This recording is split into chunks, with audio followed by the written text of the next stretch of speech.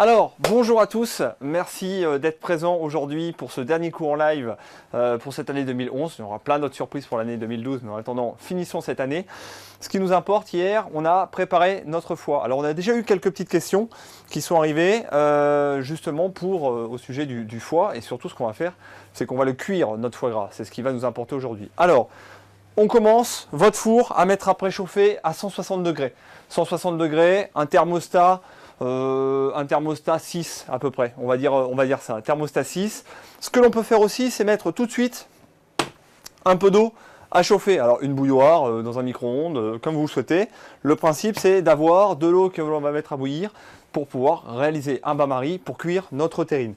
On sort le foie gras du réfrigérateur, on va le poser sur le côté de la table, et puis on va pouvoir démarrer cette cuisson de foie gras. Alors, je mets mon eau à bouillir. Hop. Quand je vais y arriver.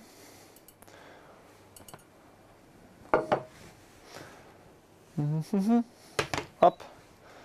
Travaille par la technologie. Voilà, mon eau, c'est parti.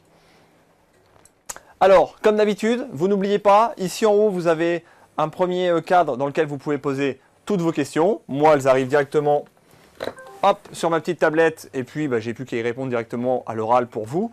Ensuite, si vous avez des questions techniques, vous avez aussi contactez-nous sur le côté avec un petit point vert.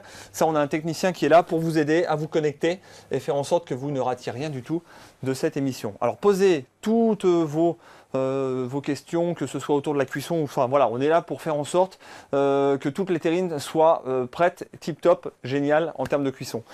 Bien sûr, aujourd'hui, il y a moyennement d'horaire de fin, alors ça va durer à peu près 1 heure, je pense, puisqu'il y a peu de chances pour que vos terrines cuisent plus d'1 heure, mais le principe, c'est surtout de faire en sorte que toutes les terrines soient sorties du four pour être sûr et certain d'avoir la meilleure terrine possible pour votre réveillon de Noël. Alors, je sors ma terrine de foie gras.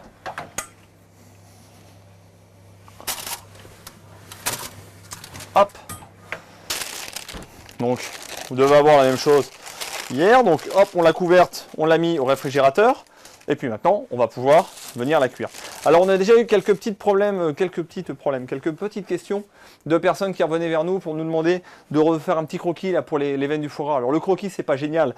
Ce que je vous propose, c'est de le revoir juste très rapidement dessus. Alors, le mien est froid, hein, bien sûr. Donc, le foie, on a ces deux parties qui sont ici. On met toujours le côté peau contre la planche.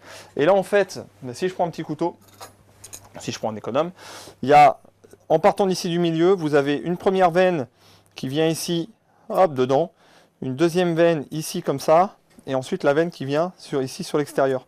Et ça, une première fois, et vous avez la même chose avec une veine qui transperce entièrement tout le lobe, ici au fond à peu près 5 mm, ici sous la peau. Donc ça, c'est un peu les deux veines que l'on peut avoir. Et quand on est sur la plus petite partie, eh bien on vient partir du milieu, et là vous avez 5 veines qui partent en étoile, comme ceci.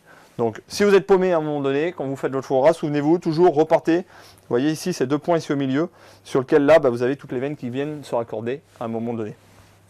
Alors, des petites questions autour du four. Chaleur tournante, classique pour le four, comme vous souhaitez. Vous allez voir que le principe de cuire du foie gras, c'est de lui apporter de la chaleur. Il y a 100 000 manières. Je vais arrêter de faire du bruit.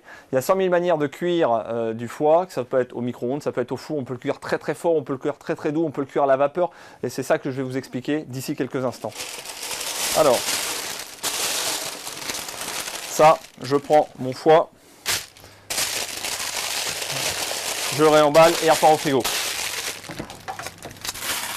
Alors, justement, le foie gras.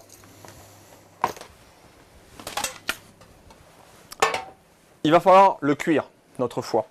Le principe, c'est de le poser dans un plat dans lequel on va mettre de l'eau, à peu près jusqu'à mi-hauteur de la terrine. Et ensuite, on va le mettre au four. Alors hier, on l'a vu, quand on a parlé des terrines, on s'est dit que, quel que soit le type de terrine, on allait pouvoir cuire du foie gras dedans. Eh bien, je persiste aujourd'hui, je signe. Le principe, ça va être de travailler jusqu'à la température à cœur du foie gras. C'est-à-dire que, quelle que soit la manière d'amener de la chaleur, c'est peu importe, ce qui va compter, c'est uniquement le résultat. Alors ça paraît un peu bizarre, mais parce qu'on a toujours tendance dans les recettes de toujours parler en termes de température de four, en termes de mode de chaleur, ainsi de suite. C'est pas grave, décomplexé, ce qui compte, ça va être la température à laquelle on va amener notre foie gras à cœur. Alors à cœur, j'insiste bien, c'est-à-dire c'est vraiment au milieu, pas forcément sur les bords, puisque comme là notre terrine est froide, il sort de votre frigo, donc il doit être entre 3 et 6 degrés grosso modo, l'extérieur, a priori, comme on va être avec une chaleur ambiante, va chauffer plus que l'intérieur. Donc on va devoir laisser une phase de repos pendant laquelle toute la chaleur de l'extérieur va progresser vers le milieu et le froid du milieu va se dissoudre sur les extérieurs. Donc on va vraiment faire ce principe d'équilibre. Donc après, toutes les questions que vous commencez à poser en disant chaleur tournante, classique, gaz, pas gaz, est-ce qu'il y a des différences? Eh bien non, il ne va y avoir aucune différence dans toutes ces modes de cuisson, voire la cuisson micro-ondes fonctionne très bien. Donc ça, c'est vraiment important, on va travailler comme ceci. Alors après, on parle de température à cœur. Dans la liste de matériel, je vous avais dit, si vous avez une sonde, c'est intéressant. Bah oui, parce que quand on parle de température, c'est bien de pouvoir mesurer précisément la température. Si vous n'avez pas de sonde, c'est pas grave. Le principe, ça va être de l'amener aux environs de 37 degrés à cœur. Alors 37 degrés, c'est pas très chaud.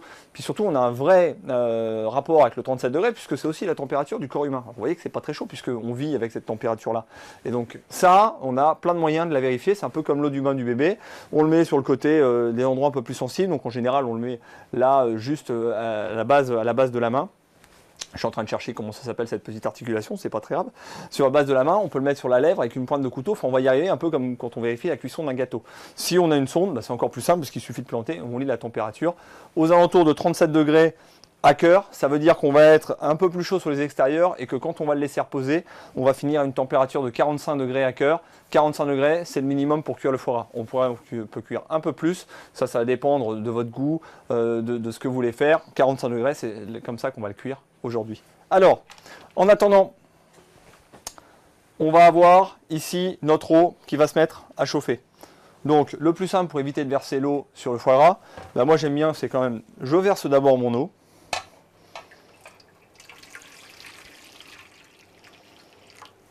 Et puis ensuite, je pose la terrine dedans.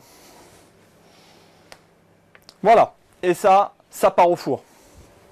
Si votre four, vous l'avez allumé dès qu'on a démarré le cours, c'est pas très grave. À nouveau, ce qu'on compte, c'est amener de la chaleur autour. Et donc, si, ça mettra juste 2 minutes de plus de cuisson. Alors, faites attention de ne pas vous brûler comme moi.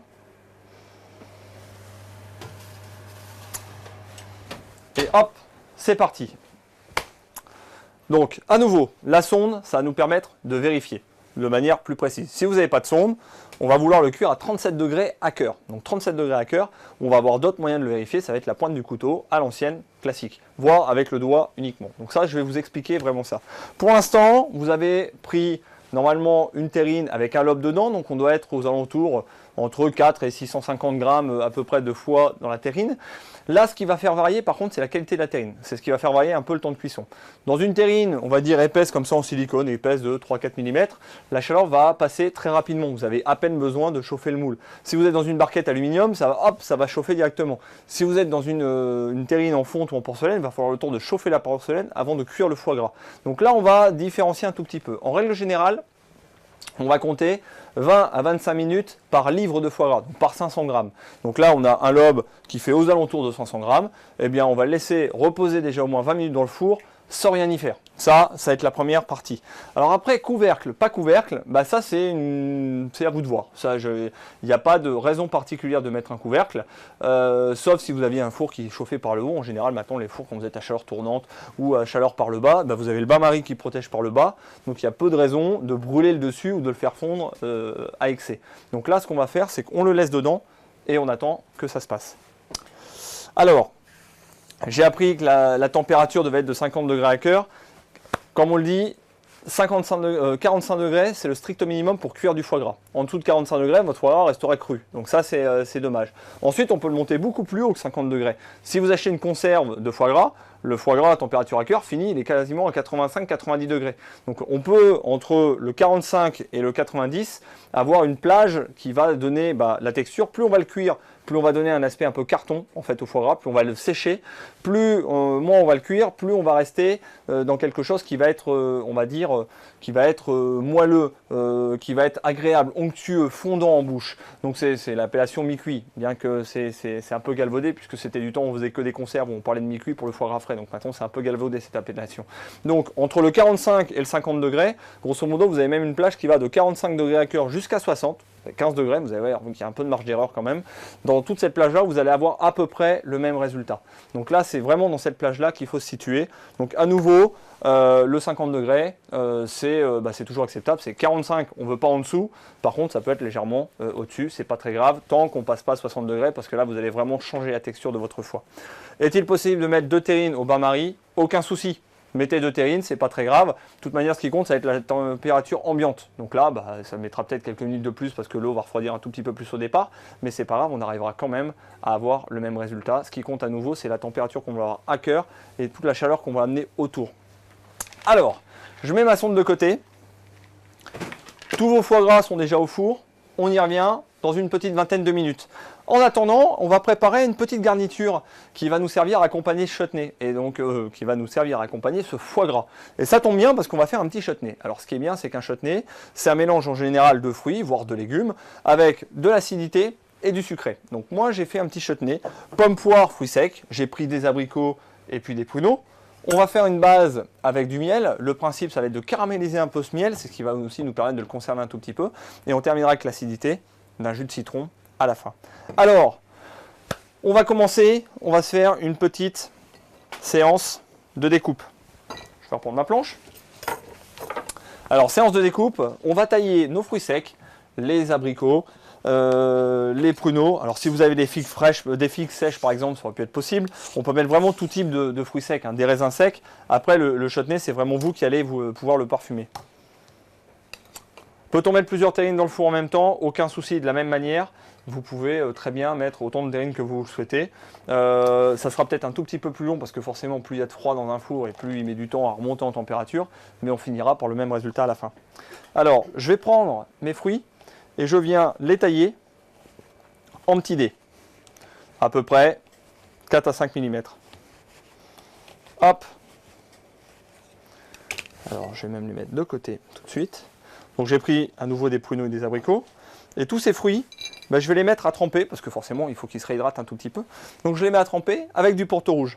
Alors, si vous n'avez pas de Porto rouge, ça fonctionne aussi avec du Porto blanc. Moi j'aime bien parce que le rouge va donner une couleur un peu rouille, un peu, on va dire un peu brute, que j'aime beaucoup. Ça marcherait aussi avec, pourquoi pas mettre un tout petit peu de vin rouge, de mettre un vin liquoreux. Après, c'est vraiment essayer de trouver quelque chose qui va apporter un peu de sucre et qui va apporter un peu d'humidité de manière à cuire, de manière à faire du moelleux pour faire un peu comme une confiture au départ. Alors, quel est le temps de cuisson en fonction de la quantité de foie gras? Comptez 20 minutes à peu près par livre, entre 20 et 25 minutes par livre. Ça va être le temps. Sauf qu'à nouveau, ça dépend tellement du type de four, de la température à laquelle vous avez mis l'eau au départ, de la température pour laquelle était le foie au départ, c'est-à-dire la température, est-ce que votre frigo était vraiment froid, pas froid, vous l'avez sorti un petit peu avant, que fiez-vous vraiment comme une indication pour savoir à peu près quand on commence à vérifier. Par contre, ce qui va vraiment compter, ça va être la température au cœur de votre terrine. C'est le seul indicatif valable. Aucun indicatif de temps ne sera valable autrement. Alors, je mets mes abricots. Alors pour un chutney, on n'a pas besoin d'être forcément très très précis. Vous l'avez vu, dans la recette, moi je vous donne des préconisations. Après, plus vous allez mettre de fruits secs, plus ça va avoir le goût des fruits secs. Ce qui est bien, c'est de faire un juste équilibre pour essayer d'avoir à peu près moitié-moitié entre les fruits secs et les fruits frais. Moi, c'est ce que j'aime bien. Ensuite, chez vous, rien ne vous empêche de mettre plus de fruits secs, plus de fruits frais. Ça va dépendre. Plus vous allez mettre de fruits frais, plus vous allez avoir un aspect compoté. Plus vous allez mettre de fruits secs, plus vous allez avoir un aspect confiture. Porto blanc dans le foie gras, Porto rouge dans le chutney, n'est-ce pas gênant? Bah non, pas du tout. Enfin, moi, ça ne me choque pas. On va avoir le même type de goût. D'un côté, le chutney, on veut justement qu'il ait un peu de couleur, donc on met du rouge. Si j'avais mis du rouge dans mon foie gras, j'aurais eu une couleur un peu délavée, un peu mauve, qui aurait été un peu gênante justement. Donc au contraire, moi j'ai envie de dire, c'est plutôt intéressant. Par contre, après, on pourrait très bien aussi imaginer de mettre du jus de fruits à la place de l'alcool dans le chutney, ça fonctionnerait aussi très bien. Alors, à nouveau, toujours, n'hésitez pas, vous me posez vos questions, vous avez le petit cadre sur le côté, et j'y réponds en direct. Le principe que vous ayez la possibilité de faire la plus belle terrine pour les fêtes. Donc là, on est en train de préparer le chutney. Hop, allez, je vais remettre encore un ou deux abricots secs. J'ai les abricots qui sont vraiment très secs. Je ne sais pas si chez vous, c'est les mêmes. Donc ça fait vraiment du bien de les réhydrater un tout petit peu dans un peu de liquide avant, pour éviter d'avoir des choses qui collent un peu trop aux dents en fait. Hop. Voilà. Donc là, c'est dedans et on va se mettre quelques pruneaux. Alors pruneaux, bien sûr, où vous les avez dénoyautés, c'est un peu plus rapide, ou alors on pense bien enlever le noyau. Ça donne rien du tout en goût supplémentaire, du moins pour cette recette-là.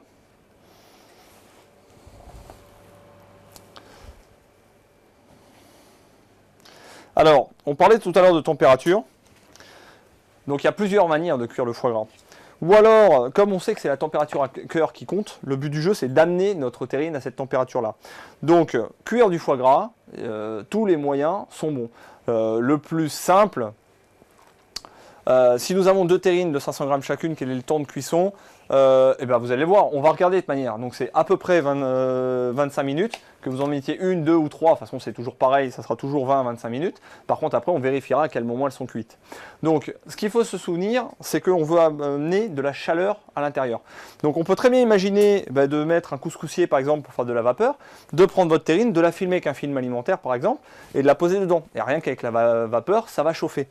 Comme on sait qu'on veut apporter beaucoup de chaleur à l'intérieur, on peut aussi imaginer de mettre son four à 240 degrés et puis de cuire 7 ou 8 minutes la terrine au lieu de la cuire 20 minutes.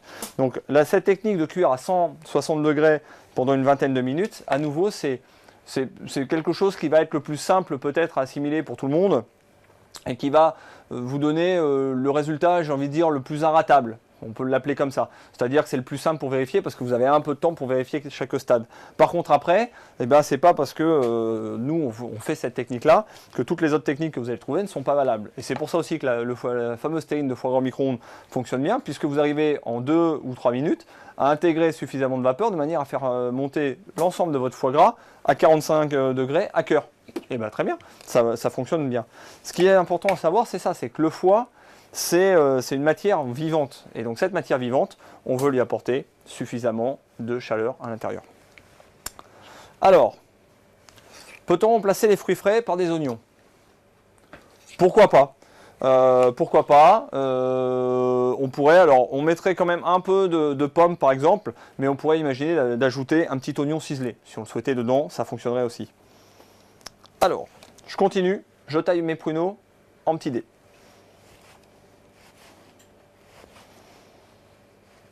Hop.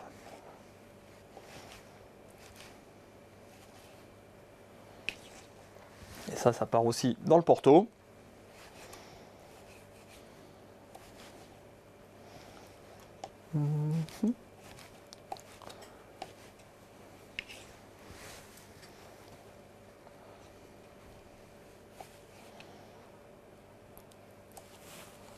Alors, on résiste un petit peu à la tentation de regarder ce qui se passe toutes les 30 secondes dans le four.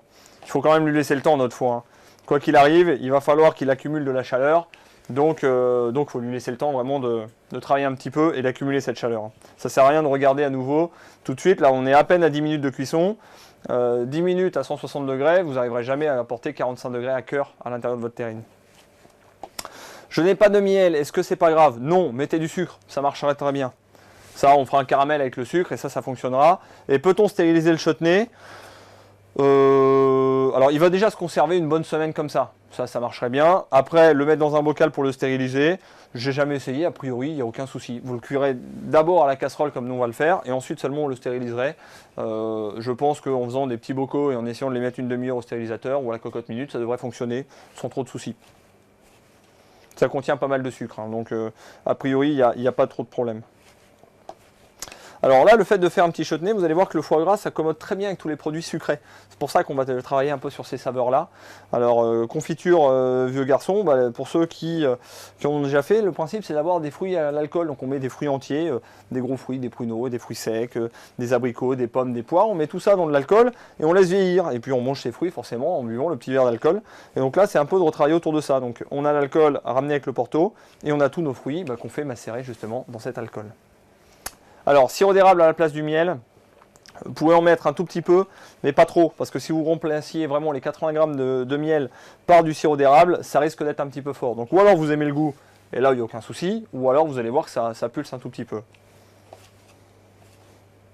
Par contre, on peut en mettre un petit peu, c'est bien si vous n'avez pas de miel, ou coupler le miel avec un peu de sirop d'érable. J'aime bien le miel parce que ça va donner un petit côté végétal à la préparation, qui ça est assez agréable. Hop, je me suis trompé. Allez, mes fruits secs, c'est bon, ça marine dans mon alcool.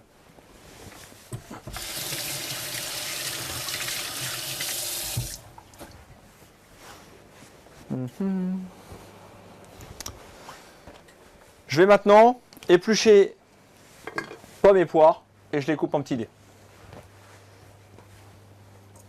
Hop. Donc la brunoise, c'est en fait des petits dés, c'est la taille.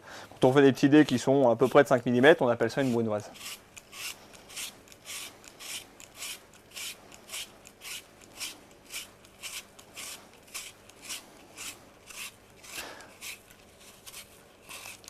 Alors, on nous pose une question sur la cuisson au torchon.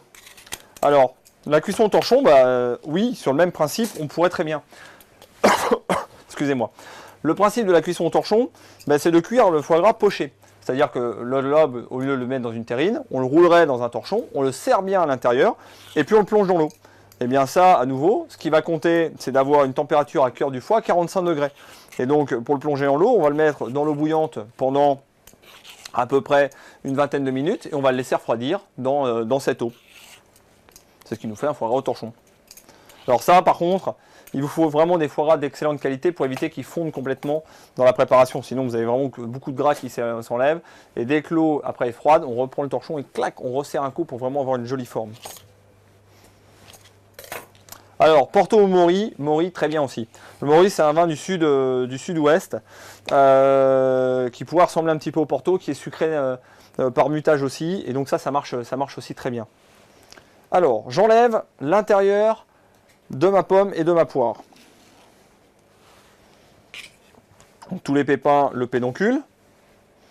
Bon, forcément, il n'y a pas beaucoup de préparation. On vous demande de manger les pédoncules et notre préparation à l'intérieur. Alors, où achète-t-on ce type de pelle-pomme ? Ça, je pense que c'est une question sur le pelle-pomme mécanique qui permet de peler, de trancher. Dans toutes les boutiques spécialisées, si vous déplacez, si vous avez un atelier des chefs près de chez vous, ça fait partie de nos grosses ventes. Donc ça, on en a toujours en stock normalement. Sinon, c'est quelque chose que vous allez trouver dans toutes les boutiques spécialisées.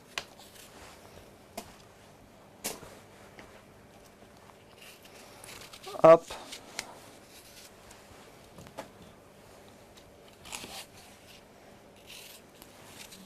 Voilà.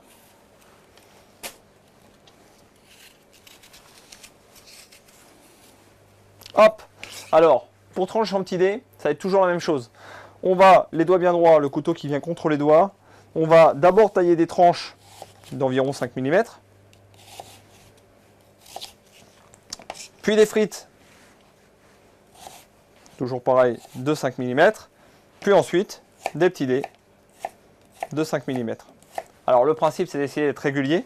Comme ça va nous donner vraiment un joli mélange entre les petits dés de fruits secs et entre nos petits dés de pommes et de poires.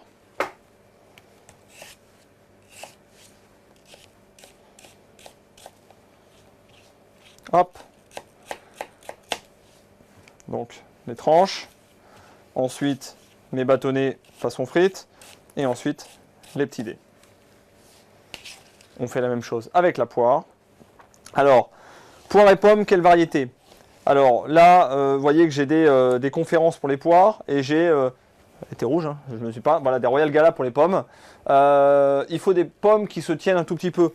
Évitez toutes les pommes type Boskop, Reine de Reinette, ainsi de suite, qui sont des pommes à cuire, qui sont très bien pour la compote, mais qui ont tendance à vraiment partir en compote, justement. Pour préférer plutôt des pommes qui vont se tenir, c'est-à-dire qui feront encore des petits morceaux après cuisson. Donc ça peut être la Royal Gala, ça peut être la Golden, ça peut être la Granny Smith. Ça va être plutôt ce type de pommes. Quant aux poires, pour le coup, on est un peu moins on va dire sectaire. En ce moment, la conférence marche bien. Il faut une poire mûre, c'est ça qui est important. C'est-à-dire qu'elle peut être un peu ferme. Par contre, il faut absolument qu'elle soit mûre parce que la poire qui n'est pas mûre, c'est vraiment très très désagréable lorsque vous la mangez. Donc toujours pareil, des tranches, puis des bâtonnets, puis ensuite des petits dés.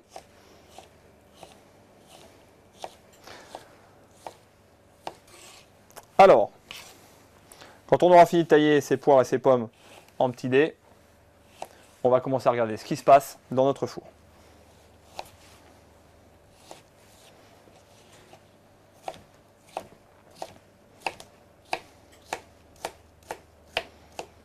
Allez, je vais faire une demi-pomme, une demi-poire, ça sera amplement suffisant.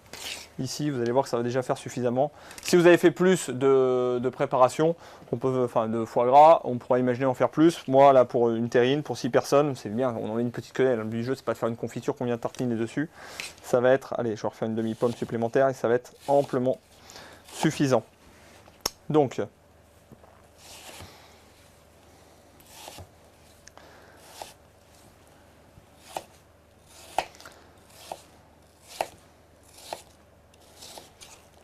et voilà.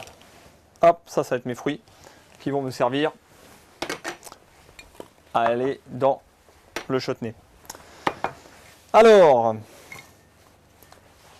on approche bientôt des 20 premières minutes de cuisson. Donc à nouveau, le foie gras, le temps de cuisson, c'est juste un temps indicatif. Ce qui va compter, c'est la température à l'intérieur de la terrine. C'est-à-dire qu'il n'y a personne, aucune recette écrite qui va pouvoir vous dire il faut absolument avoir tel temps de cuisson dedans. Sauf à être chez vous et à connaître votre four. Ben, une fois que vous savez qu'il met 25 minutes, quand le four est chaud à 160 degrés, a priori ça sera toujours 25 minutes quand le four est chaud à 160 degrés.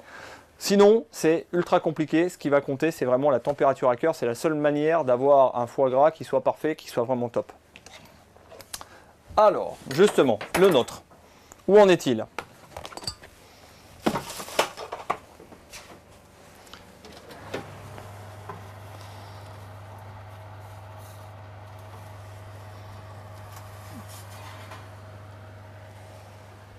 Alors, hop, on va sortir le foie. Faites attention de ne pas vous brûler. Et on va commencer par prendre la température. Alors, ceux qui ont une sonde, très simple, il suffit de plonger dedans. Ceux qui n'ont pas de sonde, eh ben on fait vraiment à l'ancienne. On va commencer par un couteau. Alors, a priori, quand vous mettez votre couteau au milieu de la terrine, déjà il ne doit plus y avoir de résistance. Si vous sentez qu'il y a une résistance, c'est que le foie à l'intérieur est encore bien froid. Donc ça, c'est sûr et certain. Ensuite, le deuxième indicatif, bah vous laissez 30 secondes, histoire que la température puisse commencer à prendre légèrement. Et ensuite, on va le poser. Alors moi, j'aime bien poser là, ici, vous voyez, juste à la base de la main. Vous pouvez aussi poser sur le côté, juste à la base de la lèvre. Le principe, c'est d'avoir des zones assez sensibles. Dès qu'on a une sensation de chaleur, bah, c'est un peu comme pour le lait du bébé. Dès qu'on a une sensation de chaleur, eh bien, c'est que le foie gras va être cuit. Alors ça, eh ben, on va se retrouver tout de suite ensemble, vous allez voir. C'est que la température à cœur est radicalement différente de la température extérieure. Puisque forcément, la température extérieure, vous voyez, ici, on est contre l'eau, et donc c'est ça qui va vraiment différencier. Alors,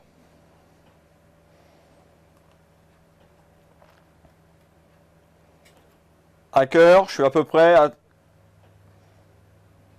Allez, il manque encore un tout petit peu. Alors, il faut vraiment être à cœur, hein, mettez pas la sonde qui touche au fond. Vous voyez, j'oscille, je suis une trentaine de degrés à peu près. Donc 30 degrés, il manque encore un tout petit peu de température à cœur. Par contre, si je me mets vraiment sur le bord, bah là je me rends compte que je suis déjà à 55 degrés. Donc maintenant, il va falloir, c'est ça à laquelle va servir notre phase de repos après, c'est équilibrer entre ces 55 degrés et ces 30 degrés à cœur, de faire en sorte que tout soit à 45. Alors, pour savoir quand on sort, à nouveau, il faut qu'à cœur, vous soyez aux alentours de 37 degrés. Tant que vous n'êtes pas à 37 degrés à cœur, on va remettre la terrine au four. Donc la mienne, elle va repartir encore pour 3-4 minutes au four.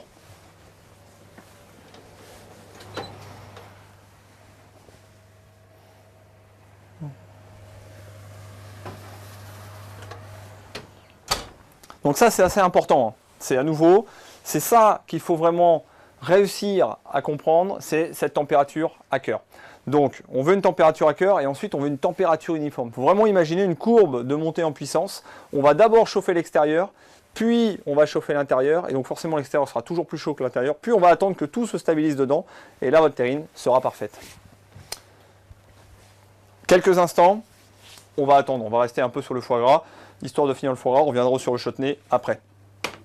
Donc normalement là, on est à 20 minutes de cuisson, ça vaut le coup pour tout le monde d'avoir vérifié, d'avoir regardé et de se dire lesquels sont déjà prêts. C'est possible que certaines terrines soient déjà un peu prêtes, notamment ceux qui ont des récipients très fins. Par contre, ceux qui ont des récipients un peu plus épais, je pense une terrine en porcelaine, hier j'avais une autre terrine mais je l'ai cuite là, donc ça mettra quelques minutes de plus puisqu'il faut le temps à la chaleur de d'abord chauffer la porcelaine, puis ensuite de chauffer le foie gras. Donc ça c'est aussi assez important de vous dire que ça va aussi varier ça, le type de terrine. On arrivera toujours à cuire le foie gras, ça c'est sûr. Par contre, bah, ça va demander 1 à 2 minutes de différence. Allez.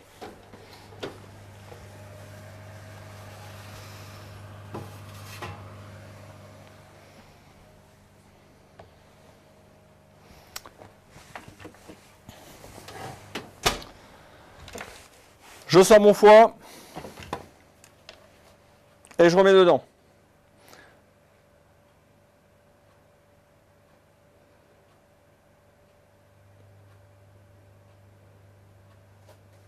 Voilà, là je suis entre... Voilà. «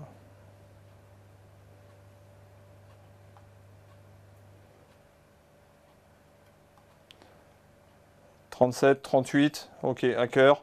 Donc là c'est bon, moi j'arrête. Hop là.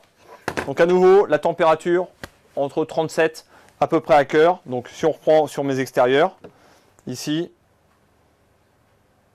je suis monté à une soixantaine de degrés. Donc 60 degrés à l'extérieur, plus le milieu à 30 degrés, c'est-à-dire que rien que le fait d'attendre, eh ben, toute cette chaleur va continuer à s'homogénéiser un peu partout. Alors, la sonde, c'est pratique, 37 degrés, je plante, boum, quand je suis à 37 degrés, c'est prêt. À nouveau, si vous n'avez pas de sonde, ne vous en faites pas, ça marche aussi. Il suffit juste de se dire, donc deux solutions, ou alors on met le doigt dedans, mais c'est pas très hygiénique, donc moi j'aime pas trop, ou alors vous mettez juste la pointe de couteau, hop, en faisant bien attention d'être bien au milieu, et comme pour un gâteau au chocolat, eh bien on sort, et lorsque vous sortez, après 1 ou 2 secondes, la chaleur s'est accumulée autour de la pointe, vous devez pouvoir poser votre pointe là sur une zone sensible. Donc à nouveau, là c'est vraiment, vous voyez, sur la base de la main, le poignet ou ici, bah voilà, j'ai retrouvé le mot, ça s'appelle le poignet ça. L'intérieur du poignet ou ici sur le bord de la lèvre. Et hop, vous devez avoir une sensation de chaud. Mais attention, une sensation de chaud, ça n'est pas brûlant. Si vous êtes brûlant, ça veut dire que vous êtes déjà trop chaud. Ça, c'est ce qui se passerait si je venais prendre sur l'extérieur, puisque j'ai dit que j'étais à 60 degrés. Vous ne risquez pas de vous brûler, hein. Vous n'allez pas en mourir, vous n'allez pas avoir des grosses cloques. Par contre, c'est ça, c'est dès que vous avez cette sensation de chaud, et bien là, c'est que c'est prêt. Donc à nouveau, la sonde, c'est le plus pratique parce que vous êtes quasiment au degré près. Si vous n'avez pas votre sonde, c'est pas très grave, ça fonctionne aussi bien. Et là maintenant, eh bien on attend. Alors j'ai très peu de gras, est-ce que c'est normal? Oui, ça va dépendre énormément de la qualité du foie. Plus le foie, on en a parlé un petit peu hier, plus le foie est proche de la date d'abattage, et moins il va perdre de gras. En général, vous allez perdre entre 5 et 8% de gras dessus. Si vous avez des foies vraiment exceptionnels, tip top ou quoi que ce soit, vous pouvez en prendre moins. Si les foies sont vraiment d'un ou deux jours, vous perdez 4 ou 5 degrés. Donc ça dépend vraiment aussi un peu de la qualité du foie. Par contre, si vous avez des foies qui ont déjà une semaine par exemple, vous risquez de perdre jusqu'à 20-25% de gras. Donc ça après, ça dépend vraiment du type de foie que vous avez utilisé. Alors, là on le laisse comme ça, et maintenant une fois qu'il est sorti, on va le laisser reposer. Donc à nouveau, cette phase de repos est très très importante. Surtout, on se hâte pas de le prendre, le mettre au frigo en disant « Oh, c'est un peu dommage ». Ce qui va être important, c'est vraiment de faire en sorte d'avoir la même température partout dans la terrine. Et pour avoir la même température partout dans la terrine, bah, ce qu'il faut faire, c'est faire confiance au temps. C'est-à-dire que maintenant, tout va refroidir progressivement. Et là, comme on était plus chaud sur les extérieurs, ça va continuer de pousser vers l'intérieur. Alors, on a une question aussi sur la température du four. Est-ce qu'on peut l'augmenter pour gagner du temps? Bien sûr, ça, c'est pas un souci du tout. Plus vous allez le mettre chaud, moins on le mettra longtemps. Mais attention, vous risquez peut-être de perdre un peu plus de gras, puisqu'en fait, au mieux de chauffer à 60 sur les côtés, vous allez peut-être chauffer à 70. Mais par contre, ça va gagner beaucoup plus vite après pour aller à l'intérieur pendant cette phase de repos. Donc, ce qui compte, c'est de se dire que entre 35 et 40, 37 c'est bien comme repère. À cœur de la terrine, on sort et ensuite on laisse de côté. Si vous vous rendiez compte que sur le côté c'était très très chaud, ça peut arriver par exemple s'il y en a parmi vous qui cuisent dans des terrines en fonte. J'ai une grosse terrine en fonte et donc ça va accumuler énormément de chaleur. Donc ça va être beaucoup plus long au départ parce qu'il va falloir le temps de chauffer cette terrine. Par contre, une fois que je l'ai, ça va commencer à chauffer beaucoup. Et dans ce cas-là, vous pouvez aussi laisser reposer de côté, tout simplement en sortant la terrine comme ceci. Et puis en la sortant de l'eau, et puis vous la laissez de côté. Donc là, ça va avoir cette sensation autour, ça va homogénéiser la température sans souci. Avec le couteau, je n'ai pas la sensation de chaud. Dois-je remettre au four? Oui. Vous devez avoir vraiment, quand vous posez, ça doit être tiède. Si vous sentez que c'est froid, c'est que ce n'est pas en température. C'est vraiment à nouveau une sensation comme le bain. Imaginez la température du bain, c'est exactement ça. Vous devez avoir cette température. Si vous ne l'avez pas, c'est que ce n'est pas assez chaud. On remet encore quelques minutes. Donc là, on arrive sur 25 minutes. Donc, ceux qui ne sont pas cuits normalement, pour ceux qui ont pris un lobe, c'est Ceux qui n'ont pas préchauffé leur four avant, donc le four il y a eu le temps de monter en température, donc on n'était pas tout à fait tout de suite à 160 degrés, et donc forcément on a peut-être décalé de quelques minutes la cuisson. Et puis c'est tous ceux aussi qui avaient des grosses terrines en fonte, en porcelaine, des terrines hautes, des plats un peu épais ou quoi que ce soit, où là forcément il a fallu le temps de chauffer ces récipients, et donc là c'est assez normal aussi de ne pas les avoir sortis. Pour tous les autres, ceux qui avaient des terrines fines, petite, le four préchauffé, a priori 25 minutes, vous ne devez pas en être très très loin. Il nous manque peut-être quelques degrés à cœur, mais a priori, là, on n'est pas loin quand même du résultat. Donc, à nouveau, ça, on le prend et on le laisse reposer. On n'y touche pas, on résiste à la tentation d'y revenir régulièrement. Là, de toute façon, ce qu'on veut faire, il va y avoir cette courbe, on va homogénéiser toute la température, puis ensuite ça va descendre en température, ça va refroidir. Donc là, de toute manière, on est parti pour une grosse demi-heure, 3/4 d'heure, où on va le laisser de côté avant de le mettre au réfrigérateur. Alors, pendant ce temps-là, on va revenir à notre chutney. Dans ma casserole, j'ai mis mon miel. Je vais le poser sur le feu et je vais le faire caraméliser.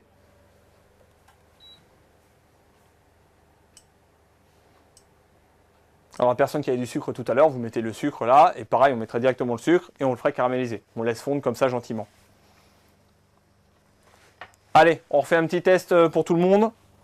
Vous regardez dans le four ceux qui avaient encore leur terrine au four.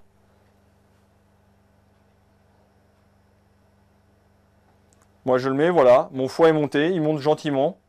Je me retrouve maintenant avec un foie qui a 40 degrés à cœur, donc il a pris 4 degrés depuis tout à l'heure. Même en étant sorti, il continue de cuire. C'est ça la magie en fait, c'est vraiment l'inertie, toute cette chaleur accumulée par les extérieurs qui va commencer à s'homogénéiser. C'est-à-dire que je perds sur mes côtés et je gagne à cœur.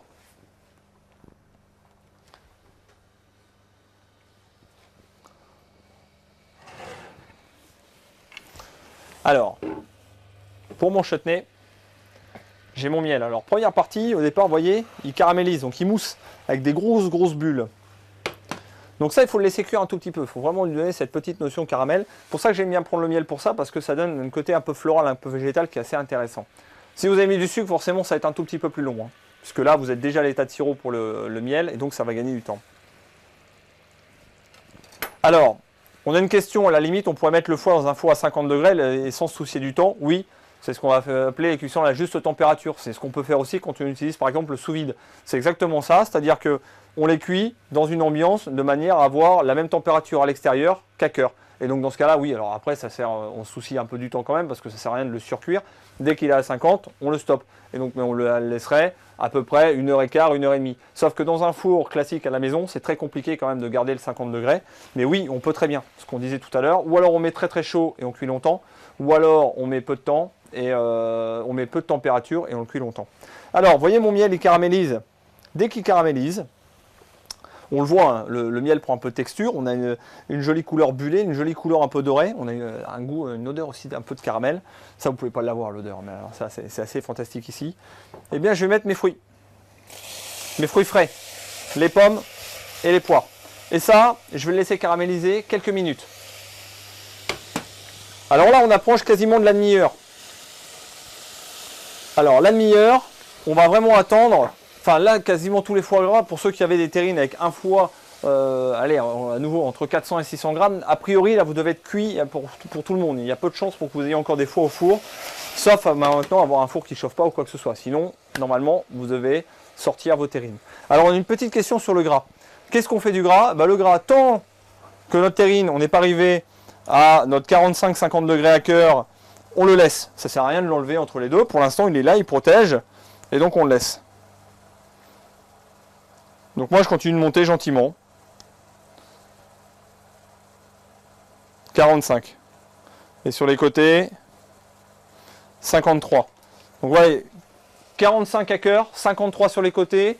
Les côtés continuent de refroidir progressivement et le cœur continue de monter progressivement. Donc ça, c'est bien ce qu'on disait tout à l'heure. C'est-à-dire que je vais avoir une température homogène d'ici quelques minutes. Puis ensuite, je vais commencer à refroidir l'ensemble de ma terrine. Allez, ça, on le laisse encore cuire un tout petit peu. Et après, je vais baisser mon feu pour mon chutney. Voilà. Et j'ajoute tout le porto avec les fruits secs. et je vais laisser cuire ça à feu doux une bonne vingtaine de minutes. Le but du jeu à découvert, c'est qu'on enlève toute cette humidité pour qu'on refasse un peu comme une compote, comme une confiture, pour avoir quelque chose qui soit un peu lié, qui soit un peu liant. Hop. Voilà. Donc il faut avoir une légère ébullition, de manière à maintenir cette évaporation, et on va y revenir. Alors,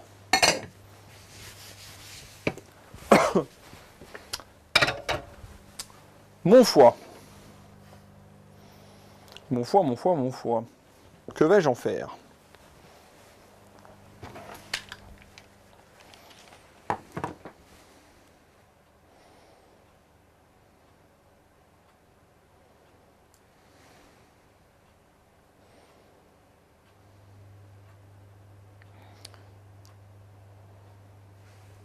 Tac.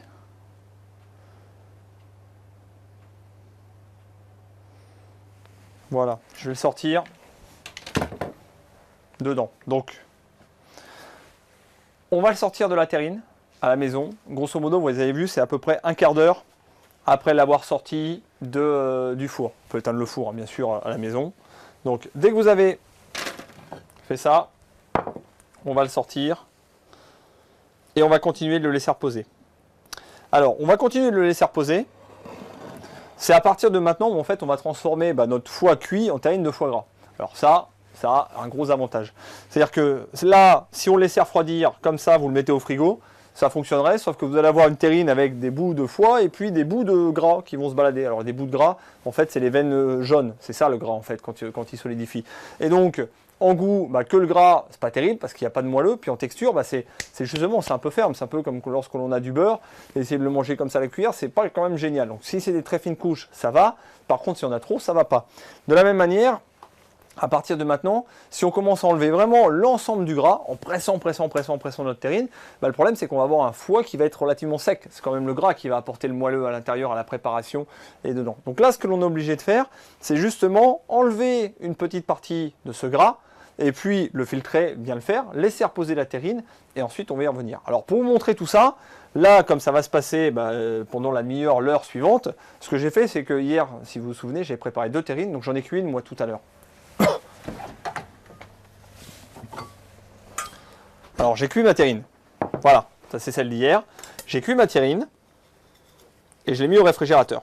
Donc là, elle a pris déjà 4 heures de réfrigérateur à peu près ma terrine. Donc, pour en arriver là, ce que j'ai fait, et ce qu'on va faire maintenant, c'est qu'on va déjà enlever une partie du gras de notre terrine.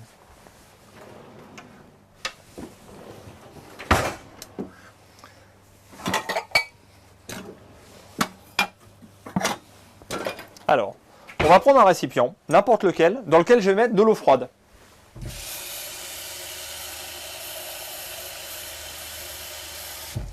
Alors il faut un fond d'eau froide, il n'y en a pas besoin d'en avoir beaucoup.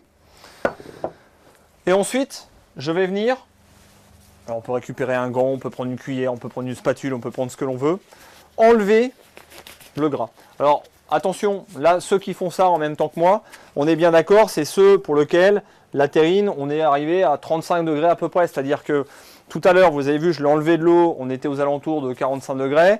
Le fait de parler tout, elle perd un tout petit peu, c'est-à-dire que maintenant, moi j'ai un foie que je peux toucher sans souci, qui est revenu à température ambiante.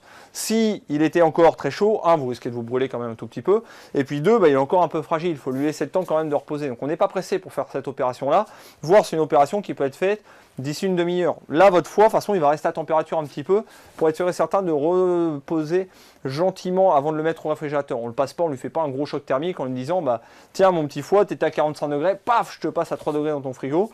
Là, on le laisse reposer un tout petit peu. Alors,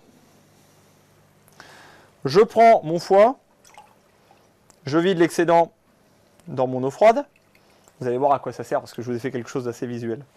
Et là, avec ma main, je viens, et voyez, je vais retenir mon foie gras, hop, pour enlever le maximum de gras. Alors, j'en enlève pas plus que ça. Ça sert à rien. Il réabsorbe une partie de son gras, et surtout, ça lui permet, ce qu'on disait, de conserver un peu de moelleux. Alors, à partir de ce moment-là, voyez ça, ça va donner ça. C'est-à-dire que là, ben, je me retrouve avec un lobe. Le foie va décanter légèrement et va remonter sur le dessus. Alors, il y en a qui aiment bien presser. Vous trouvez pas mal de terrines aussi sur lequel on vous donne une petite presse.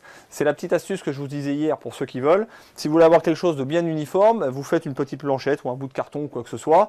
Vous le roulez dans du film alimentaire et puis on va pouvoir presser sur le dessus. Le problème, c'est que si vous pressez, vous mettez vraiment ça dessus, puis vous ne mettez pas une grosse conserve ou un truc d'1 kilo dessus, sinon vous allez presser complètement le foie, tout le gras va remonter, donc ça c'est quand même génial, ça c'est bien, sauf que plus le gras remonte, ce qu'on disait, et plus votre terrine va être sèche à l'intérieur. Donc ce qui est bien, c'est plutôt de le laisser comme ça, de le laisser reposer. Vous allez voir que le gras va remonter tout seul, va se décanter légèrement dessus, et ensuite on va pouvoir avoir une petite action pour l'avoir le plus joli possible. Donc cette action, ça va être un peu là maintenant.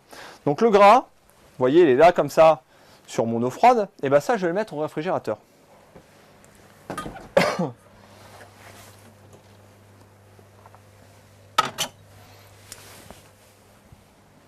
Tintin, ça c'est un peu la magie de la télé en fait, vous voyez. Hop. Ce qui va se passer, et ben en fait vous allez voir que quand vous pressez votre terrine comme ça, quand vous, vous pressez pas justement, vous mettez votre terrine légèrement de filet comme ça, il peut y avoir un peu de liquide qui coule aussi dedans. Le liquide, bah, ça va être quoi? Ça va être la marinade que l'on a mis hier, quel que soit le type d'alcool. C'est pour ça qu'on disait que c'était pas une science parfaite, et si on a un peu plus, bah, c'est pas grave, ça va couler. Il peut y avoir des petites traces sanguinolentes aussi, ça c'est possible pendant le foie. Il restait un tout petit peu dans les veines ou quoi que ce soit, et ben c'est venu dedans. Donc toute cette partie-là, on va l'évacuer en même temps. Sauf que quand on veut recouler dessus, bah, on veut avoir une graisse la plus nette possible. On va avoir que du jaune, on ne veut pas avoir des petites particules de gras dedans, on veut de foie gras, on ne veut pas avoir de petites traces humides ou quoi que ce soit. Donc pour faire ça, le fait d'avoir mis le gras dans l'eau, bah, vous voyez il est ici, et bien toutes les petites particules vont se retrouver, alors je ne sais pas si c'est très visuel, si on y arrive à voir quelque chose. Hop là, ouais, c'est ça le direct. Voilà, donc on a toute cette eau dessous avec toutes les petites particules, et puis dessus, ce qui flotte, c'est uniquement le gras. Donc on va pouvoir récupérer ce gras, propre, sans particules, sans rien du tout. C'est lui qu'on va faire refondre pour protéger notre terrine.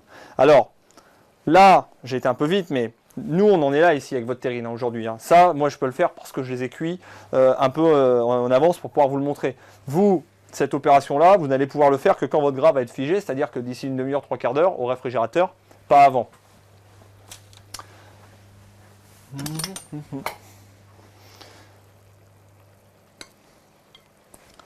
Hop, allez, je mets ça, j'ai pas besoin d'en mettre beaucoup plus.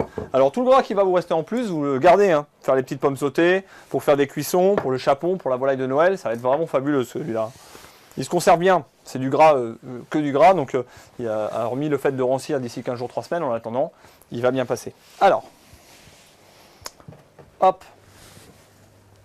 j'ai mis de l'eau dessus, ça c'est pas malin. Alors notre terrine, avec une cuillère, on va venir maintenant, vous voyez, légaliser sur le dessus pour avoir quelque chose de bien net. Alors ça se fait quand votre terrine a passé au moins 3-4 heures au frigo.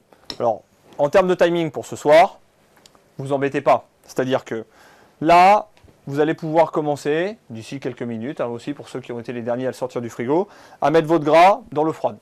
On le filtre comme ça, on laisse de côté. Vous mettez votre terrine avec un film alimentaire pour la protéger au réfrigérateur.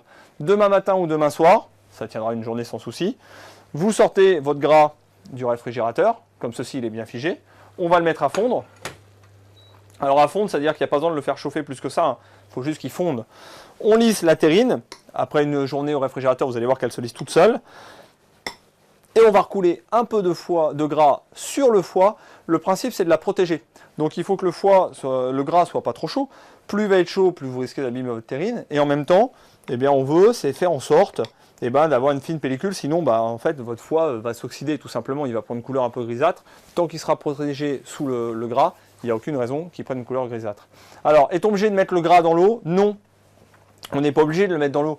Sauf que si vous ne le mettez pas dans l'eau, vous allez avoir un foie, on le voit ici, même dans cette eau-là, vous voyez, un gras dans lequel il y a plein de petites impuretés. Alors là, il n'y a pas beaucoup de gras, hein, c'est mon eau, mais les petites impuretés, ils sont quand même.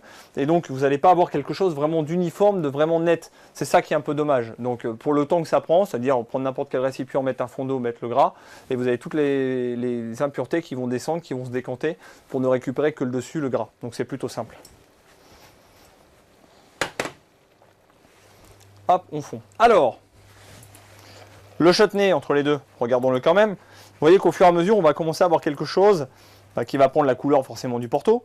On a toute cette humidité qui se dégage et qui va renforcer un tout petit peu le côté compote. On a nos fruits qui se conservent, on l'avait dit, on conserve un peu la forme, pour ça qu'il faut avoir des taillages assez réguliers. C'est aussi parce qu'on a pris des pommes qui se tenaient, on l'a dit, hein. Golden, ça peut être des Red Star, ça peut être des Granny Smith, des pommes vraiment qui vont garder un peu de tenue.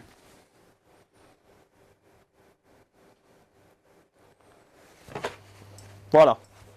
Alors mon gras, vous voyez, quand je parle de gras fondu, ça c'est amplement suffisant. Vous voyez, à partir du moment où il est liquide, il est fondu.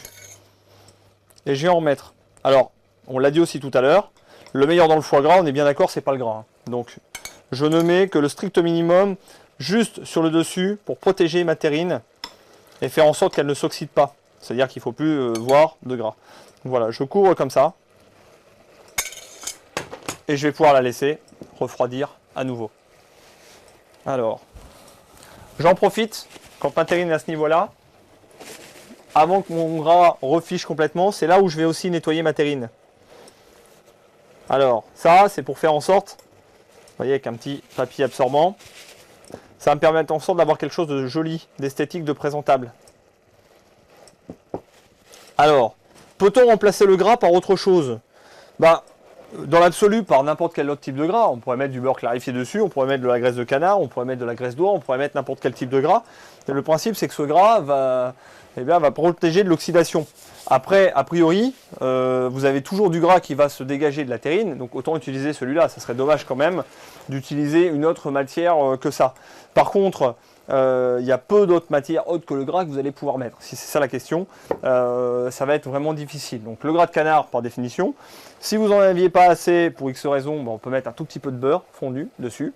Ok, et on l'enlèvera avant de le servir bien sûr. La graisse de canard, la graisse d'oie, ça fonctionne aussi très bien. Alors, toute cette phase, si là vous êtes vraiment pressé, vous voulez absolument savoir le résultat que ça a, il faut au moins le laisser une nuit au frigo. Ça, de toute façon, vous ne pouvez pas y couper. En dessous d'une nuit, le foie gras va être relativement mou en texture et ne va pas être agréable ou quoi que ce soit. Si demain, vous vouliez déjà goûter, quand vous allez trancher, vous allez vous rendre compte qu'il y a vraiment des couches de foie gras, des couches d'assaisonnement et que sur l'extérieur, on est un peu plus gris, là on l'a cuit, et que l'on est un peu plus rose à l'intérieur. Et bien là, c'est là où on a besoin de cette phase de maturation pour faire en sorte d'équilibrer la terrine, la couleur dans toute la terrine et que l'assaisonnement ait le temps vraiment de migrer dans toute la terrine. Donc c'est à nouveau pour ça que le foie gras, eh bien, il ne supporte pas d'être pressé. Ça, on ne peut pas faire le foie gras du jour pour le lendemain. Vous n'aurez jamais un bon foie gras comme ça. C'est-à-dire que là, le fait de l'avoir préparé hier, de le cuire aujourd'hui pour samedi soir, eh bien, c'est là où vous allez avoir un bon foie gras. Il faut lui laisser le temps. Il faut laisser le temps agir au frigo, gentiment, sans y toucher.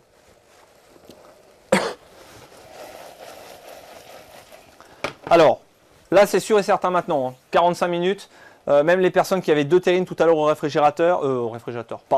au four, a priori, vous avez dû sortir tous vos foies. Il y a peu de chances pour qu'il y ait encore des foies, ou alors vous aviez vraiment un four qui était à peine à 100 degrés. Sinon, il n'y a plus de chances pour avoir des foies au four là maintenant. Donc là, on est bien d'accord, vous les avez tous sortis. Donc, ou alors, ils sont encore un peu chauds et puis ils sont encore là avec tout leur gras. Ou alors, vous êtes déjà en train de les décanter. Comment filtrer le gras versé dans l'eau? À nouveau, vous n'avez pas à le filtrer, puisqu'en fait le gras va durcir, et donc vous allez juste l'enlever comme ceci. C'est justement le fait de le mettre dans l'eau qui lui permet de se décanter gentiment.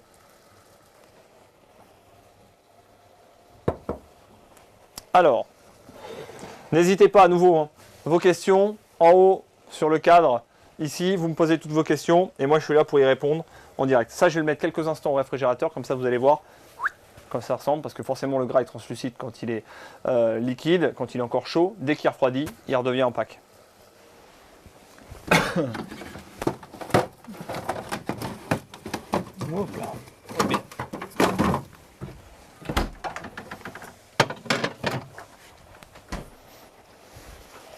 Alors, on va s'intéresser maintenant 2 minutes encore à notre chutney. Chutney, vous avez vu, après un quart d'heure, 20 minutes de cuisson, on commence à avoir quelque chose qui reprend une consistance un peu sirupeuse. Voilà, on n'a plus notre liquide, puisqu'il s'est évaporé au fur et à mesure de la cuisson. Alors si vous n'allez pas tout à fait là, c'est pas grave, on va le laisser encore quelques instants.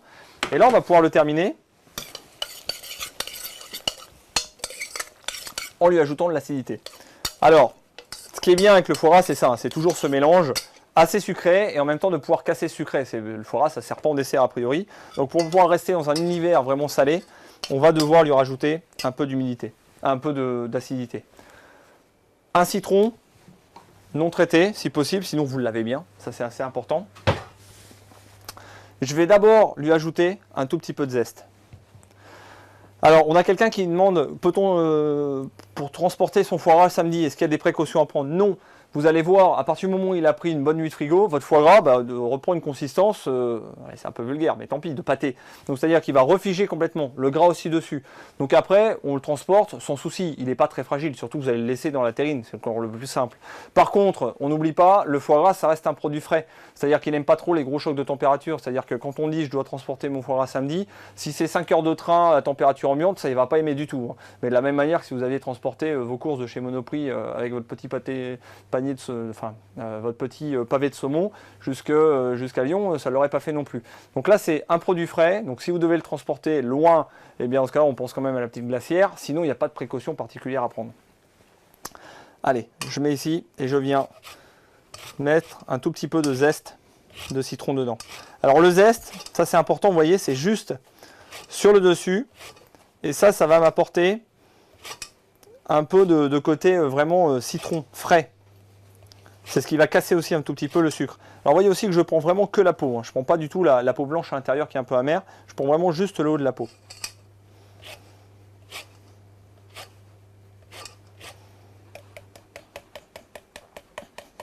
Hop. Voilà, comme ceci. Et ensuite, je vais pouvoir mettre un bon trait de citron dedans. Alors la petite astuce, moi mon citron, vous voyez, je le coupe pas en deux comme ça. Je le coupe sur le côté. Comme ça, ça me permet de tirer une petite tranche sans pépin. Et donc quand je presse, eh ben, c'est beaucoup plus simple. Hop, pour moi presser directement dedans, parce que je suis sûr et certain de ne pas avoir de pépin. Voilà.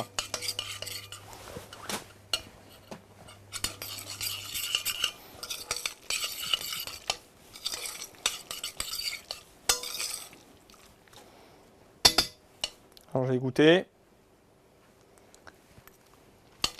Faites attention parce que c'est chaud. On doit sentir à peine l'acidité. Ça doit rester quand même quelque chose un peu de compoté, mais on doit avoir une petite pointe de peps de frais. Et donc là, on est pas mal. Alors, je vais garder comme ceci. Une petite question sur le mi-cuit. Alors, doit-on remettre le foie gras au frigo avant de mettre le gras dessus? Oui, c'est préférable. Comme ça, ça vous permet de bien lisser. Vous avez vu ce que j'ai fait avec la cuillère tout à l'heure, c'est-à-dire que j'ai appuyé légèrement sur la surface pour avoir quelque chose de plat. Sinon, vous allez être obligé de mettre des gros endroits pour reprendre un peu le relief tout simplement. Donc vous allez avoir des gros points surtout sur les côtés. Là, il va y avoir beaucoup de graisse et au milieu, on va en avoir très peu. Pour avoir quelque chose d'assez équilibré, c'est mieux de faire prendre le foie gras bien au frigo, de le relisser avec le dos d'une cuillère et ensuite seulement on verse un tout petit peu de gras. On a une question aussi sur la notion de mi-cuit. Est-ce qu'il faut le faire cuire moins longtemps? Alors non, le mi-cuit, il faut juste se reprendre un peu tout l'historique du foie gras. C'est-à-dire que le foie gras, pendant des années, on l'a fait uniquement dans des conserves. Et donc on avait un foie gras qui était archi cuit puisqu'il était aux alentours de 85 degrés. Et tout d'un coup, on est passé sur une mode où on est passé, parce que les moyens de conservation aussi se sont améliorés, sur des foie gras plutôt terrines frais. Et donc le fait de passer sur des terrines frais, on a commencé à utiliser cette appellation mi-cuit qui était plus en parallèle à mettre avec une conserve, pas avec déjà une terrine. Donc à nouveau, cette notion de mi-cuit, c'est par opposition à très cuit. C'est pas par opposition à juste cuit. C'est-à-dire que si vous le faites cueillir en dessous de 45 degrés, votre foie, vous risquez quand même de manger du foie cru. Donc après, on aime, on peut faire des copeaux, on peut les assaisonner, ça se mange, c'est pas toxique, il n'y a aucun souci. Sauf que vous n'avez pas tout à fait quand même le même goût. Donc le 45 degrés, c'est déjà ce qui va correspondre à cette notion de mi-cuit. Donc là, si vous le voulez, par contre après, il n'y a rien qui vous empêche de le cuire un peu plus. Vous risquez de perdre un peu plus de gras, d'être une sensation un peu plus sèche, mais par contre, ça marche aussi. Pouvons-nous manger le foie gras demain soir? Oui, il n'y a rien qui vous empêche de le manger demain soir, sauf que ce n'est pas là où il sera optimal. C'est-à-dire que demain, si vous le mangez, vous allez déjà vous rendre compte que quand vous coupez la tranche, vous n'avez pas une jolie couleur rosée bien au milieu et légèrement plus foncée sur le côté. Et puis vous allez avoir des stries d'assaisonnement, ce qui correspond aux endroits là où on a mis l'assaisonnement hier. Vous n'avez pas quelque chose d'homogène. Et en termes de goût, il n'aura pas assez maturé. C'est-à-dire que le foie, c'est quelque chose qui doit travailler un tout petit peu. C'est une matière vivante. Et donc c'est bien de l'avoir au moins 8 jours avant. 8 jours. 3-4 jours avant minimum et l'avoir une petite semaine comme là on le fait pour samedi. Donc vous pouvez le manger demain soir. Par contre, demain soir, vous risquez d'avoir quelque chose qui ne soit pas, on va dire, la plénitude du produit. Vous n'allez vraiment pas être à 100% de votre pouvoir gustatif que vous allez pouvoir mettre. Les épices n'auront pas le temps de migrer partout. Vous allez avoir des endroits qui vous avez l'impression qu'ils ne vont pas être assez assaisonnés, d'autres un peu trop. Enfin, voilà, ça ne va pas être homogène à l'intérieur. Donc ça, à nouveau, c'est que le temps qui va pouvoir vous aider sur ça. Pour le démouler plus facilement, peut-on chemiser la terrine avec un papier sulfurisé? Alors, ça sert strictement à rien. Je vais vous montrer pourquoi. Votre foie gras, c'est du gras. Donc, c'est-à-dire qu'en général, ou alors vous prenez votre terrine, vous la plongez dans de l'eau tiède, pas chaude, hein, tiède, parce que vous avez une terrine comme ça épaisse dedans, et puis vous attendez quelques secondes, et puis vous allez pouvoir le démouler. Sinon, vous prenez même avec un couteau, et puis vous allez faire le tour de votre récipient. Vous faites un petit appel d'air dessous, hop, en enfonçant votre couteau jusqu'en bas. Vous le retournez, ça va se démouler tout seul. Comme c'est du gras, c'est comme si vous aviez déjà graissé en fait votre moule. Donc la seule chose qu'il fait, c'est qu'il fait phénomène en fait un peu ventouse dessous. Donc à partir du moment où vous le lavez, ça marche bien. Papier sulfurisé et tout, vous n'avez pas besoin de le mettre. Si vous avez une terrine souple, il suffit d'appuyer un tout petit peu sur les côtés et hop, il va se démouler tout seul. Alors quand utilisez la presse, ça serait là maintenant, vous voyez, on a enlevé la partie du gras, on met la presse dessus et on lui fait passer la nuit au frigo avant de récupérer le gras. C'est là où on utiliserait la presse. À nouveau, la presse, c'est pas forcément obligatoire. Et si vous mettez la presse dessus, évitez de mettre vraiment des gros poids. Vous mettez quelque chose de léger. Alors quelque chose de léger, ça peut être voilà, l'équivalent du poids d'un moulin à poivre, quoi. 250 grammes posé dessus, ça suffit amplement. Il n'y a vraiment pas besoin d'arriver et puis d'essayer de presser complètement dessus. Plus vous allez presser, plus vous allez faire sortir de gras, mais plus votre texture sera sèche à la fin. Alors, est-ce normal que le foie gras soit un peu mou? Alors oui, il va être mou de toute manière, puisque là, il est, voilà, si vous prenez le mien par exemple, il est complètement mou. Là, ce qu'il va lui falloir maintenant, c'est du temps au réfrigérateur pour durcir. Alors après, par contre, il ne sera jamais béton. Là, vous avez fait un foie gras frais, c'est-à-dire que vous n'avez pas fait un foie gras comme on peut le trouver, on ne va pas citer de marque super chaud ou quoi que ce soit, mais quelque chose en boudin, roulé dans du film aluminium qui tient pendant 2 mois et demi à température ambiante quasiment. Ça, vous n'aurez jamais ça en faisant un foie frais. Ou alors, il faudra le cuire beaucoup plus en température. Là, on va avoir quelque chose qui va se tenir. Vous allez pouvoir couper des belles tranches, mais vous allez avoir quelque chose qui va rester moelleux. Vous avez quelque chose qui va rester fondant en bouche. Vous allez vraiment avoir du goût, vous allez avoir de la texture. Et c'est ça qui va être intéressant justement. Et c'est ça où là, on reprend un tout petit peu cette notion de foie gras mi-cuit. Alors, des gouttes de sang perlent à la surface de mon foie cuit. Est-ce normal? Oui, ça peut arriver. Dans votre lobe, il restait un peu de sang ou quoi que ce soit. Ça, toutes ces gouttes de sang, quand vous allez les goûter, vous avez vu ce que j'ai fait tout à l'heure avec mon gant, et que vous allez enlever toute cette graisse que vous allez faire tomber dans votre récipient d'eau froide, tout ce sang-là va se laver aussi. Donc ça, c'est pas très grave. S'il reste des petites traces à l'intérieur du sang, ça c'est pas grave. À l'intérieur du sang, à l'intérieur du foie, ça c'est pas très grave. Là, le simple fait de le laisser pendant une semaine au réfrigérateur, elles vont s'homogénéiser et ça, elles vont disparaître complètement. Donc ne vous en faites pas. Ça peut être, alors c'est pas normal parce que ça vient du foie, donc tout ça c'est pas très grave, mais c'est pas très grave en soi s'il y a quelques petites gouttelettes qui viennent dessus. Alors, combien de temps peut-on laisser le foie gras à l'air? Eh bien, j'ai envie de dire une bonne demi-heure, 3/4 d'heure. Il faut vraiment qu'il descende en température. Il faut qu'on arrive à une vingtaine de degrés à cœur, grosso modo, avant de le remettre au réfrigérateur.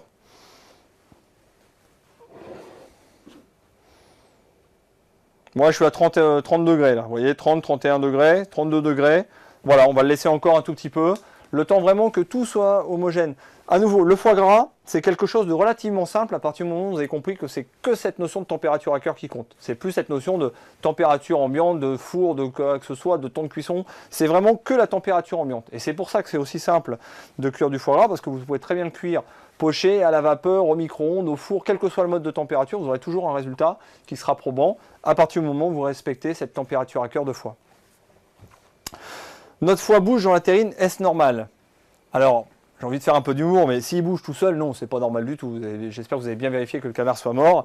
En même temps, s'il bouge, c'est-à-dire qu'il tremblote un peu comme ça dedans, oui, à nouveau, tant qu'il sera à température, tant qu'il sera chaud, c'est-à-dire que tant qu'il ne sera pas revenu en dessous de 10 degrés, bah, voyez, il va être mou, il va se désagréger si vous mettez des grands coups de cuillère dedans, vous n'aurez pas quelque chose de très homogène. Donc jusque-là, tout est normal.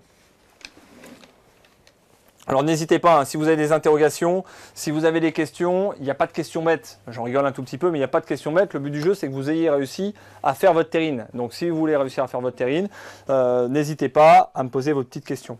Alors, le 20 degrés, vous allez me dire, bah ouais, mais comment je le sais si j'ai pas ma sonde? Bah c'est simple, hein, c'est quand on n'a plus de sensation de chaud, quand on prend la terrine dans les mains.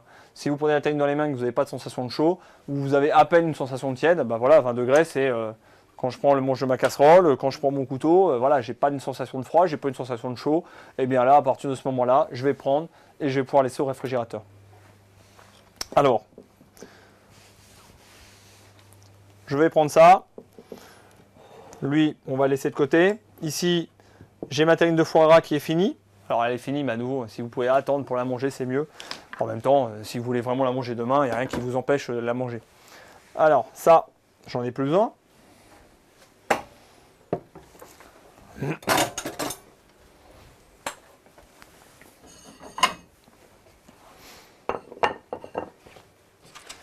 Et ici, j'ai mon chutney qui a pris une jolie couleur un peu rouge, vous voyez. C'est pour ça que je voulais du porte rouge. C'est parce qu'on va vraiment avoir cette jolie couleur qui va être mon accompagnement pour mon foie gras. Donc à nouveau, le foie gras, vous allez voir, il se laisse vraiment accompagner de choses un peu sucrées. Alors là, on a mis des pommes, des poires, on aurait pu mettre aussi un peu de coin dedans. Quelques fruits exotiques par exemple, ça marche aussi très bien. Alors, que fait-on du foie gras dans l'eau chaude, du gras dans l'eau froide? Alors le gras dans l'eau froide, à nouveau, on laisse figer. Quand il est figé, on le récupère. On vient le faire fondre. Et une fois qu'il est fondu, eh ben on viendra le remettre sur notre terrine. Hop, de manière à le protéger de l'oxydation. Sur une recette de foie cuit, combien de temps faut-il les stériliser?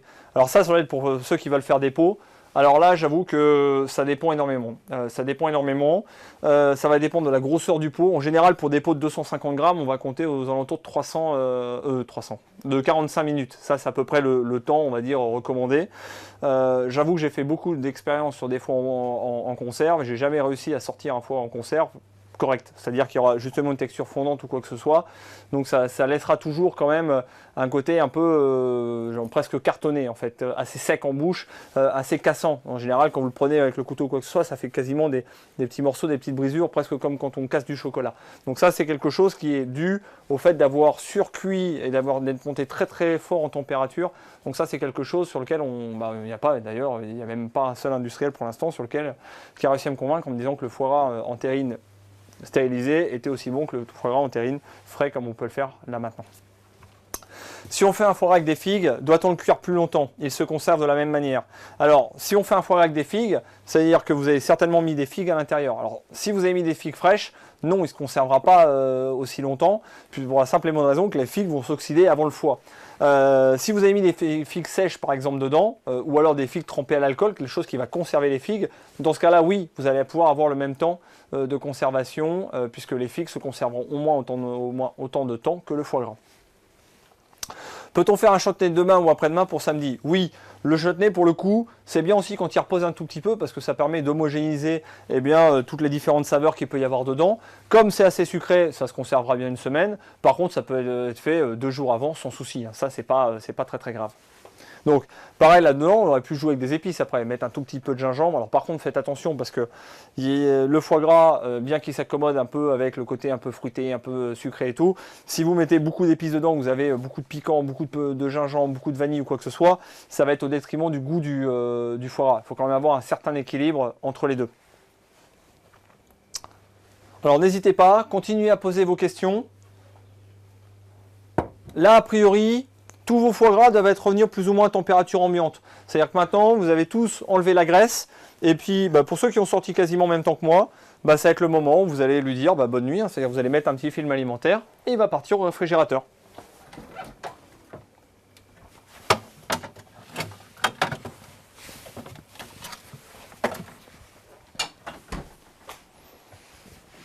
Alors, quand enlever la première graisse, et ben maintenant justement, c'est quand le foie est à température ambiante à peu près. C'est-à-dire quand vous pouvez commencer à le manipuler avec les mains, sans souci, sans vous brûler et sans qu'il se désagrège trop. Si vous le faites trop tôt, ben vous allez voir en fait le foie, quand vous versez le gras, vous avez l'impression qu'il y a beaucoup de foie qui vient aussi. Donc il faut le temps en fait qu'il se resserre un tout petit peu pour vraiment n'enlever que le gras. Donc plus on le fait tard, mieux c'est. Donc quand je dis tard, c'est avant que le gras ne refige. Voilà, donc vous avez à peu près la plage. Vous laissez au moins une petite demi-heure après cuisson, et puis vous le faites avant que le gras refige, revienne, vous voyez, quand il commence à reprendre un peu de texture, quand il bouge plus, quand il est plus fluide. C'est un peu les deux. Après, que vous le fassiez tout de suite après la première demi-heure ou que vous le fassiez une heure après, c'est pas très dérangeant de toute manière, ça ne changera pas grand-chose à la recette. Si vous avez quelques dernières questions, n'hésitez pas. On peut les poser toujours là sur le cadre, vous avez votre cadre, vous me posez vos dernières questions. Là normalement vous devrez avoir vos foies quasiment parfaits. J'espère pour vous que vous en êtes suffisamment satisfait. En termes de goût, j'ai aucun doute sur l'assaisonnement et tout. Après les différences de goût qu'il peut y avoir, bien sûr ça vient aussi de la qualité du foie que vous avez utilisé. J'espère pour tous que vous allez vous régaler pour toutes ces fêtes de fin d'année. N'hésitez pas, postez-nous toutes vos photos de foie pour qu'on ait des petits souvenirs aussi, pour qu'on voit un peu à quoi ressemblaient vos terrines. Quoi qu'il en soit, vous n'allez pas les démouler tout de suite, vous les démoulez vraiment au plus proche du moment où vous allez les consommer, sinon ça s'oxyde le foie. Il n'y a pas de conservateur là-dedans, on l'avait ensemble, donc vous avez vu, il n'y a pas, hors le sel, mais il n'y a pas de conservateur, il n'y a pas de colorant ou quoi que ce soit, donc forcément il va s'oxyder. Alors, quand ça s'oxyde sur le foie, ça grisaille un tout petit peu. C'est pas très grave, ça change pas le goût, mais par contre, voilà, si vous le démoulez demain, après-demain par exemple pour le servir samedi, là il risque d'être vraiment gris tout autour sur 5 mm, donc c'est un peu dommage. Gardez vraiment la jolie couleur rosée au centre. Un des lobes, c'est séparé. Est-ce grave? Il y a un trou dans la terrine rempli de gras. C'est pas très grave. Avec une cuillère, vous allez le relisser quand il sera au réfrigérateur.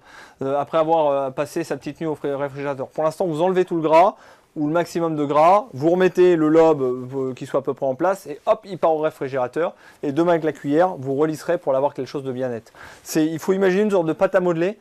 À partir du moment où il va être revenu à température, vous l'avez vu, hop, il se remet bien en place, il n'y a aucun souci. Donc c'est un peu séparé, c'est pas grave, de toute façon c'était des morceaux, c'est logique. Ils se ressouderont à partir avec le froid après cuisson. Alors, quel est l'effet de la congélation sur le foie en terrine? C'est un peu l'effet de la congélation sur tous les produits, c'est-à-dire que ça va, comme c'est de la congélation à la maison, ça va faire des petits cristaux de glace et donc ça va avoir une action sur la texture. Par contre, c'est un produit qui est gras et qui se conserve relativement bien. Si vous devez le congeler, vous lui faites passer sa nuit de frigo, vous le protégez, vous le mettez bien filmé au congélateur et puis il n'y a pas trop de soucis, vous pouvez le conserver. Par contre, c'est quand même toujours mieux de le manger frais, ça c'est sûr et certain.